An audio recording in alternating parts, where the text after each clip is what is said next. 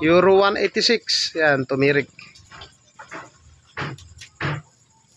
Pawala-wala daw yung kanyang kuryente. Unang step natin dyan, i-check na muna natin yung kanyang kuryente at least 1 cm. Yung binabatong kuryente. Pakita dyan ka mga. Walang kuryente. At sa pagkakataong yung mga padreng, walang linalabas sa kuryente, may dating na mahina pero totally wala. So isunod natin dito sa kanyang sakit ng stator. At hanapin lang natin yung kanyang primary, yung black na may red. Suotan natin yun ng kapirasong wire habang tinatadyakan, ikiskis natin sa kanyang body. At dito sa kanyang sakit, sa kanyang stator, may makikita tayong yellow light coil, yung blue na may white siya, yung pulser positive, green na may white, pulser negative, yung pink yung kanyang charging, yung black na may red, dyan yung kanyang primary. At para mapatunayan natin yung kanyang primary na malakas yung binabatong kuryente o good pa yung kondisyon, hindi sunog yung kanyang stator, suotan lang natin ang kapirasong wire. At pag nasuotan na natin ang wire yan, habang tinatadyakang ikikiskis natin sa body o pinaka-negative dito, dapat yan maglalabas yan ng kuryente, nag-i-spark po yan para malaman natin na kondisyon pa yung kanyang primary. Ay, tadyak mo.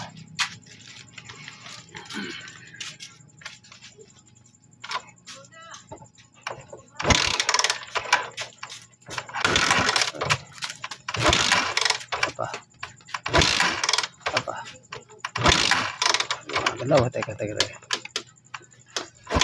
Okay.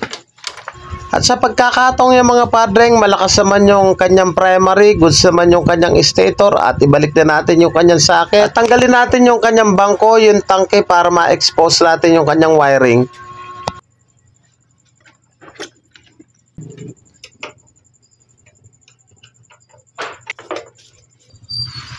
At ang gagawin ko lang, magtra-try muna ako ng bagong CDI. Ikasa natin dito, check natin kung maglalabas na yung kanyang high tension wire. Sa unang video, walang linalabas yung kanyang high tension wire, kaya naisipan ko nga na ito, mag-try na muna tayo.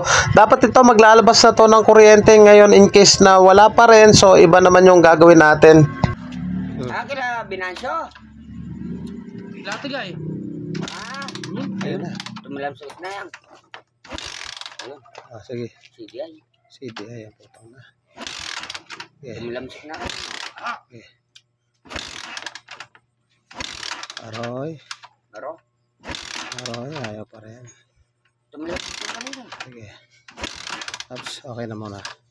So yun mga padreng, ang issue ng Euro 186, walang kuryente, nagtest tayo sa stator, malakas naman yung binabato hanggang dito sa CDI. Ngayon, nung kinasa natin, walang kuryente pa rin, nagpalit tayo ng CDI, lumabas yung malakas na kuryente, binalik natin yung lumang CDI, nawala.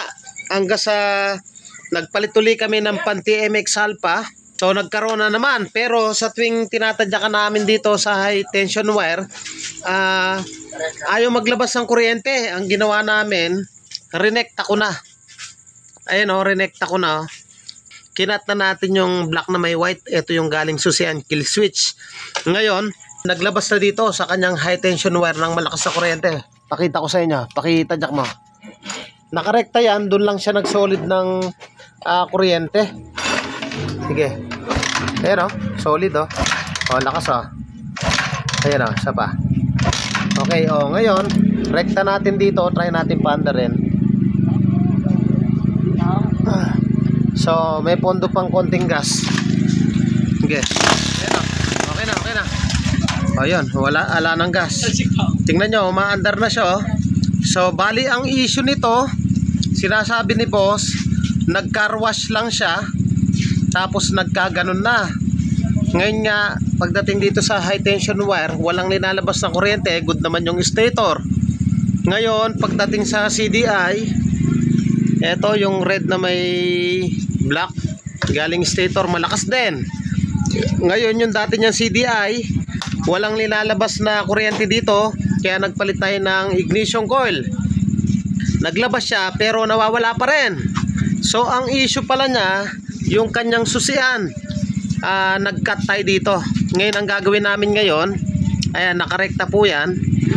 Ang gagawin namin ngayon, ibabalik namin yung kanyang CDI. Tetestingin natin kung gagana yung dati niyang CDI. Eto, ikasama nga to. Yung dati mong CDI. Testingin natin kung andar. Tasa mo to. Ito yung lumang CDI. So, dun sa rekta, dun lang siya umandar. Ayan yung kanyang CDI. Para malaman natin kung CDI din yung problema, tsaka yung susian. So, ayan, rekta pa rin. Try natin. Start muli. So, pa-start lang natin. Ala ng ganong pondo yan, pero kaya pang magpa-start. Sige. So, mandar. Okay na. Ala ng pondo. So, ibig sabihin, good pa yung kanyang CDI. Good yung ignition coil. Good yung stator. Ang pinaka-issue pala, yung kanyang susian. So, pag nababasa ng ulan, sa tuwing nababasa, gumaganon. O sa tuwing nababasa daw, nawawalan ng kuryente. So, ibig sabihin, ang issue ng Euro 186 na to, pag nababasa yung susian, numinipis yung kuryente at nawawalan. So, ayan o, maandar na siya. Kala namin, CDI, dahil nga tines namin nagpalit kami ng CDI. Ito nga, naglabas na malakas na kuryente. Pero, anong nangyari, nung kinasa natin to, naglabas ng kuryente dito sa black yellow. Pag linalagyan natin ng wire yan. Ngayon, ang issue, ayaw pa rin umandar. Nung nagrekta na nga tayo rito sa black na may white, pinutol ko na.